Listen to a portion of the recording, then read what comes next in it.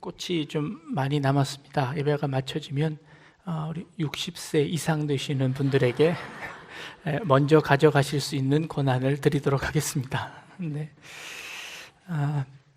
제가 전도사로 사역할 때였습니다.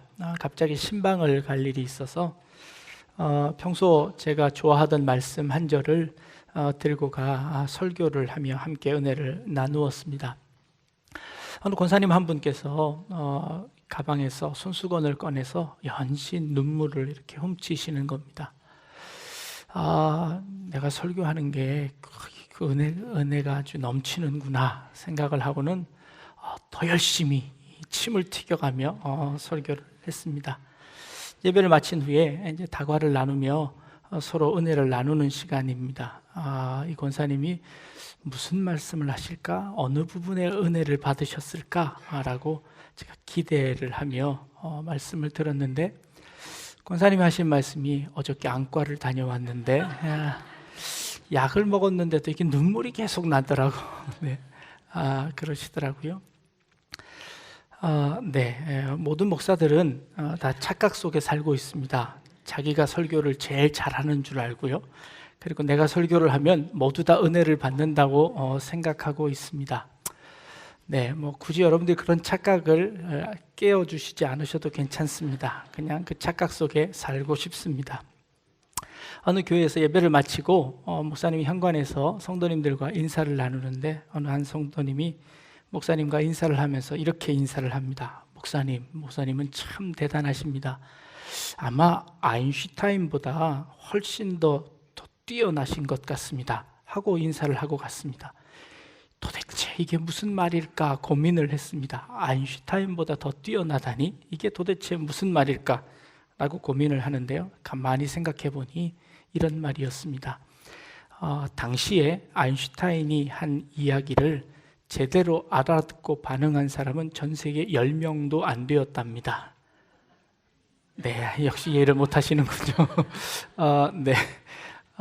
그 아인슈타인보다 훨씬 더 뛰어나니 목사님의 설교를 알아듣는 분이 아무도 안 계신 것 같습니다. 그런 인사였던 것 같습니다. 지난주로 예수님께서 하신 산상 설교가 끝이 났습니다. 오늘까지 우리 마태복음 54번째 설교입니다. 지난 1년 동안 마태복음 우리 7장까지 보아왔습니다.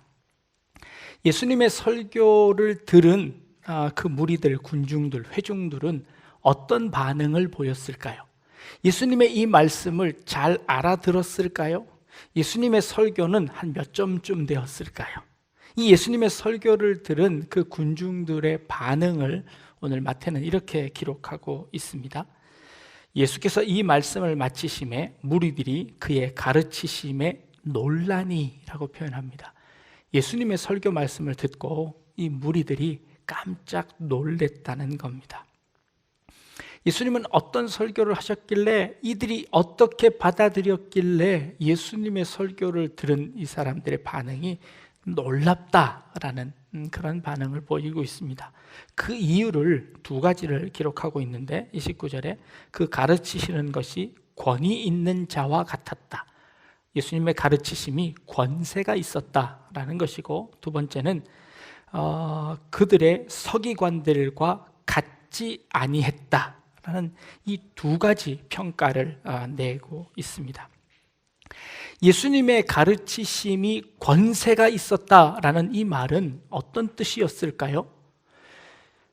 그 당시의 율법사들은 하나님의 말씀을 가르칠 때에 이렇게 가르쳤습니다. 옛사람에게 말한 바, 어떤 랍비가 이르시기를, 어떤 선지자가 말하기를 이라고 그들의 말씀의 권위를 어디에 두었냐면 하나님의 말씀에 두지 않고 그 하나님의 말씀을 해석한 2차 그 전달자에게 권한을 두고, 권위를 두고 그 권위에 의지해서 이 말씀을 해석했습니다. 그런데 예수님께서는 그들에게 말씀하실 때에 옛사람에게는 너희가 이렇게 들었으나 나는 너희에게 이렇게 말한다 라고 예수님은 이런 표현을 쓰셨습니다. 곧 예수님의 권위는 그 말씀 자체에 있었지, 그리고 예수님 자체에 그 권한이 있었지, 다른 사람의 권위를 빌어서 이 말씀을 전하지 않았다는 것입니다. 그래서 이 예수님은 마치 권세 있는 자와 같이 말씀을 전하는 자였다, 마치 선지자와 같이 그 말씀을 직접 전하는 자였다라고 백성들이 알아들은 것입니다. 그래서 그들은 놀라는 겁니다. 하나님의 말씀이 전해지면서 오랜 동안 세월이 지나면 그 말씀 위에 전통이 쌓여지기 마련입니다. 그 말씀을 누가 이렇게 해석하고 누가 이렇게 해석하고 그 해석들이 그 말씀 위에 덧붙여지기 마련입니다. 그 말씀은, 이 전통들은 이 말씀을 잘 해석하려고 한 시도였습니다. 그러나 이 전통들보다 더 중요한 것은 이 하나님의 말씀 그 자체였습니다. 근데 이 전통들이 쌓여지면서 하나님의 말씀은 보여지지 않고 그 말씀 위에 덧씌워진 전통들만 남아있게 되었습니다. 그래서 그 전통이 오히려 그 하나님의 말씀을 가리우고 그 말씀을 오해하게 만들었습니다. 예수님께서는 그 속에 담겨져 있는 말씀 자체를 밝히 보여주셨습니다. 마치 그 권세 있는 자와 같이 옛사람들은 이렇게 말했지만 나는 그 말씀이 이것이라고 생각한다 라고 예수님께서 직접 그 말씀을 해석해 주시는 것이지요. 그러니 그 예수님의 말씀을 듣는 그 백성들이 그 권세에 놀라게 되는 겁니다. 종교개혁이 왜 일어났지요? 종교개혁은 로마에서 1000년 동안 기독교가 힘을 발휘할 때에 그 예수님, 하나님의 그 말씀, 주님의 그 말씀들 가운데 1000년 동안 겹겹이 전통이 쌓여졌습니다. 그래서 그 교황이 하는 말이면 성경의 권위보다 교황의 권위가 훨씬 더 높아졌습니다. 이 성경을 해석할 수 있는 사람은, 이 교황은 아무 죄가 없어서 교황이 해석하는 그 성경은 틀리지 않다고 무오솔까지 주장하게 되었습니다. 그 위에 전통이 쌓였습니다. 그래서 그 전통 말고 성경으로 돌아가자라는 것이 종교개혁의 취지였습니다.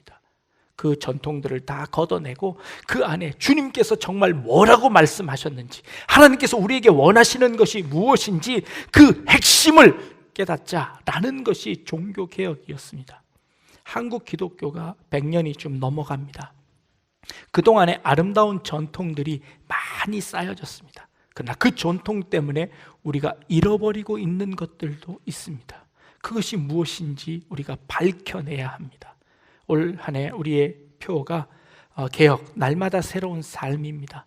이 개혁이라는 것은 날마다 우리 속에 쌓여져 있는 그 전통으로 말미암아 그 원본을 알지 못하는 그 원본을 찾아내서 우리의 삶 속에 날마다 적용해서 새로운 전통을 만들어가는 것, 새로운 적용점을 찾아내는 것, 날마다 새로운 삶으로 살아가는 것, 이것이 진정한 개혁이다라고 우리가 연초에 말씀드리고 시작하지 않았습니까? 이 주님께서는 그 개혁을 실천하신 것입니다.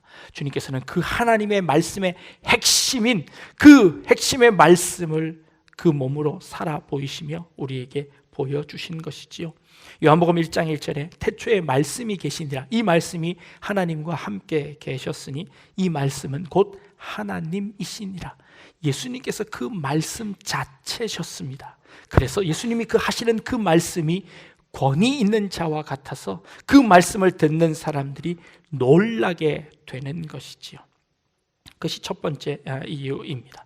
두 번째는요, 예수님께서 그 가르치시는 것이 서기관들과 같지 않아서 그들이 놀랐습니다. 예수님 당시에는 인쇄술이 그리 발달되지 않았습니다. 인쇄술 자체가 없었지요. 하나님의 말씀을 다시 복사하는 것은 일일이 새겨서 전달해야만 했습니다. 서기관들이 그 일을 감당했었지요.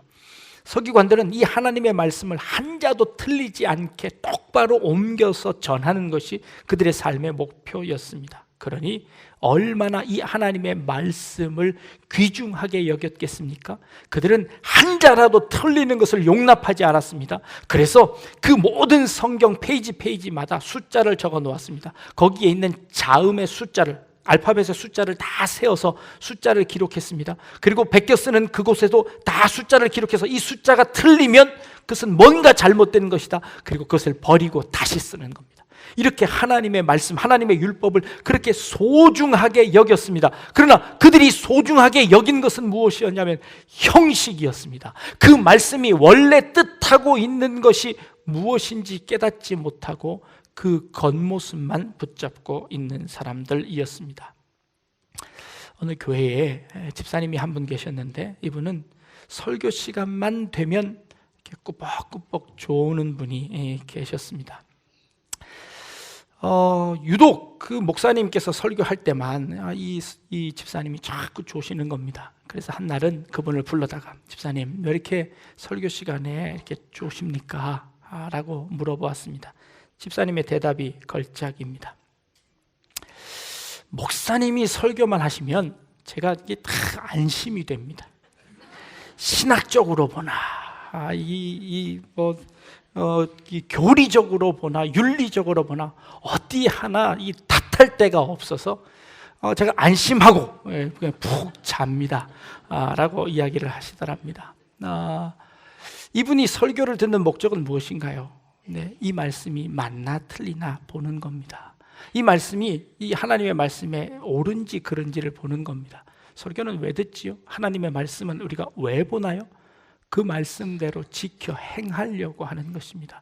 그 속에 담겨져 있는 의미가 무엇인지 깨달아서 그 말씀대로 살아내는 겁니다. 그 말씀이 옳은지 틀린지 그걸 분별해내는 것이 목적이 아니라 그 말씀대로 살아내는 것이지요. 서기관들은 그 말씀을 열심히 복사했습니다. 베꼈습니다. 그래서 그 말씀을 한 자라도 틀리게 지키는 자들이 있으면 그 자들을 찾아가서 말씀을 되며 당신은 이 말씀에 틀리게 살았습니다 라고 이야기하는 겁니다. 그 말씀 속에, 그 율법 속에 담겨져 있는 참된 의미를 깨닫지 못하고 있는 것이었지요. 예수님께서는 그 참된 말씀을 보여주셨습니다. 삶으로 드러내셨습니다. 이 말씀은 이런 뜻이고 이 말씀대로 살려면 이렇게 살아야 합니다 라는 것을 예수님께서 삶으로 보여주시는 것이지요. 그 삶을 들은 그 예수님의 그 가르침을 들은 그 백성들이 놀라는 겁니다. 한날 가늠하다 현장에서 잡힌 여인을 데려다가 예수님 앞에 놓습니다. 그리고는 이 여인을 어떻게 해야 될까요? 라고 물어봅니다. 율법에는 뭐라고 쓰여 있습니까? 돌로 쳐서 죽여야 합니다.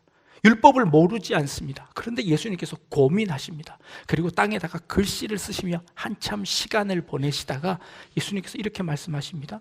죄 없는 자가 돌을 들어서 먼저 쳐라 라고 말씀하십니다. 예수님이 이런 고민을 왜 하셨을까요? 하나님의 율법이 명확합니다. 그런데 그 율법에 담겨져 있는 뜻이 무엇입니까? 그 뜻 속에 하나님의 사랑이 담겨져 있습니다. 그 사랑으로 한 생명이라도 더 그 율법을 지킬 수 있도록 만들어내는 겁니다. 하나님의 그 사랑 속에 그 율법이 담겨져 있는 겁니다. 그런데 그 율법으로 사람을 재단하고 죽이려고 합니다. 그런데 예수님은 그 여인을 살리고 싶으셨습니다. 그래서 예수님은 고민하셨습니다. 그리고 고민하신 결과 죄 없는 자가 먼저 돌로 치라는 말씀을 하셨습니다. 아무도 돌을 들지 못하고 다 돌아가 버리고 말았습니다. 예수님이 이 율법을 지키시는 그 율법 속에 담겨져 있는 그 의미와 그 뜻, 그리고 하나님의 마음까지 헤아려서 그 율법을 지켜낼 수 있도록 해주셨습니다. 그것이 산상수훈의 설교였습니다. 오른뺨을 때리면 왼뺨을 돌려대고 겉옷을 달라는 자에게 속옷까지 내어주라는 그 예수님의 그 말씀이 그 율법 속에 담겨져 있는 그 참된 의미를 밝혀서 그들에게 보여주시는 것이지요. 삶으로 드러내시는 것입니다. 서기관들과 달랐다는 것이 무엇입니까? 서기관들은 그 율법을 들고 와서 그 글자 그대로 지키라고 합니다. 그것이 아니라 그 속에 담겨져 있는 하나님의 마음을 알고 그 하나님의 뜻을 알아서 그 말씀대로 살아라 라는 것을 보여주셨다는 것이죠. 예수님께서 이런 행동들을 하실 수 있었던 것이 무엇입니까? 그 마음속에 우리 인간들을 바라보시는 동정이 있으셨습니다. 이 동정이라고 말씀드리니까 별로 와닿지 않습니다. 이 영어 단어에 compassion이라는 단어가 있습니다. 이 동정이라고 번역은 되어집니다. 이 우리 compassion이라는 단체도 있지 않습니까? 그 compassion이라는 것은 com은 함께라는 뜻이고 passion은 고통, 어려움, 이 고난입니다. 고난을 함께하는 것이지요. 이 예수님은 그 고난 당하는 자들과 함께 살고 가난한 자들과 함께 살고 어려움을 당하고 아픔을 당하는 자들과 한 마음을 가지고 그들을 바라보시고 그들 가운데 어떻게 하면 하나님의 뜻을 전하고 하나님의 사랑을 전할 수 있을까 고민하시며 삶을 사시고 고민하신 그 흔적들을 우리에게 가르쳐 주셨습니다. 그 예수님의 가르침이야말로 우리를 놀라게 하는 그런 일들이 아니겠습니까? 예수님의 그 가르침은 바로 이런 그 마음속에 패션, 그 마음속에 열정이 있으셨습니다. 그 마음속에 동정이 있으셨습니다. 그 마음속에 우리 인간을 사랑하는 그 마음이 있으셨습니다. 그래서 그 사랑으로 무리들을 가르치셨지요. 그러니 그 무리들이 놀랄 수밖에 없었습니다. 그런데요, 예수님의 그 말씀을 듣고 놀란 그 무리들은 어떻게 살았을까요? 예수님의 말씀을 듣고 놀라는 것만으로 만족해서는 안 됩니다. 우리도 하나님의 말씀을 들을 때마다, 예수님의 삶을 볼 때마다, 십자가의 사건의 은혜를 들을 때마다 그 사건에 놀라고 감격합니다. 그러나 놀라고 감격하는 것만으로는 부족하다는 것을 우리는 알 수 있습니다. 마태복음 13장 53절에 예수님께서 고향에 돌아가셔서 말씀하십니다. 복음을 전합니다. 그랬더니 사람들이 똑같은 반응을 보였습니다. 저 사람은 도대체 누군데 어떻게 저런 가르침을 할 수 있느냐 하고 놀랬습니다.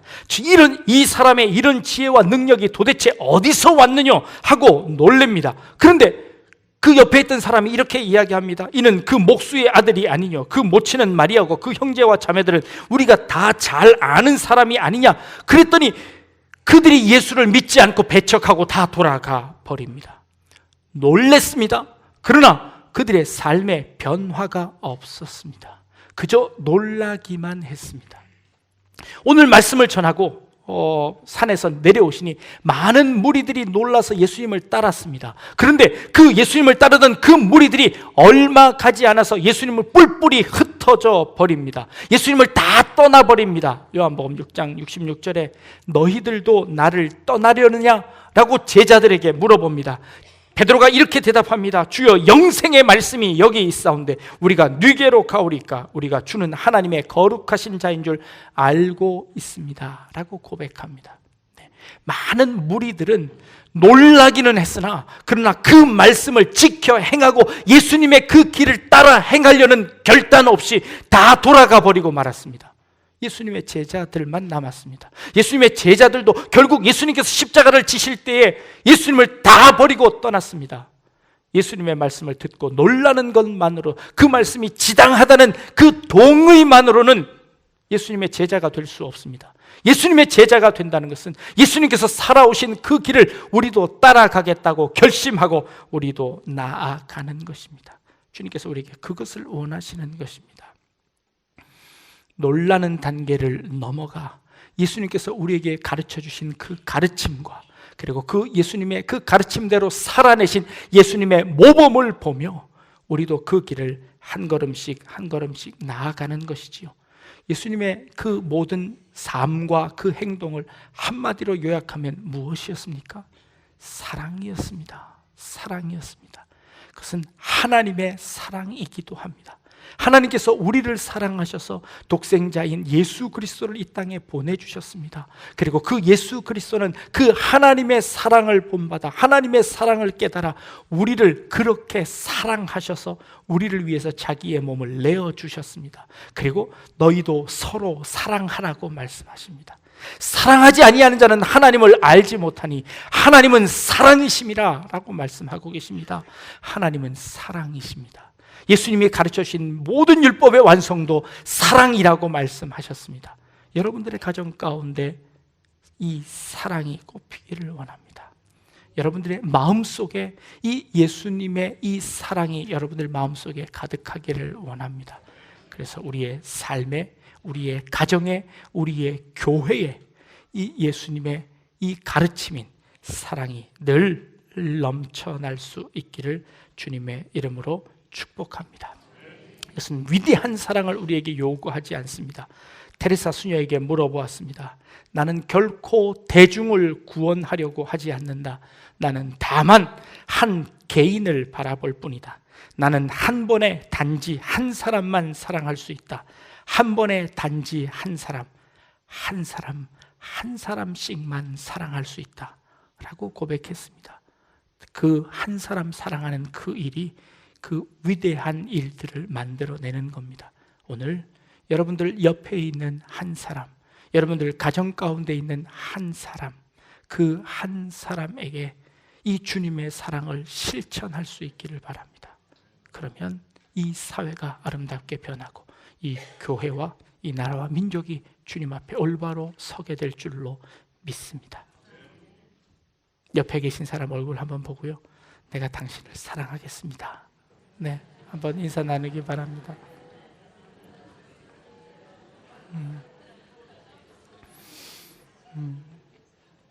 네, 주님의 이 사랑이 우리들 가운데 넘쳐날 수 있기를 주님의 이름으로 축복합니다. 기도하겠습니다. 하나님, 주님께서 우리에게 가르쳐 주신 말씀이 놀라울 뿐입니다. 그러나 이 놀라움으로 저희들이 멈추지 않게 하시고 이 놀라움이 우리의 삶을 통하여서 놀라움으로 드러나게 하여 주시며 우리의 삶을 통하여 그리스도의 사랑이 온 땅 가운데 선포되어질 수 있도록 인도하여 주옵소서. 감사드리며 예수님의 이름으로 기도드립니다. 아멘.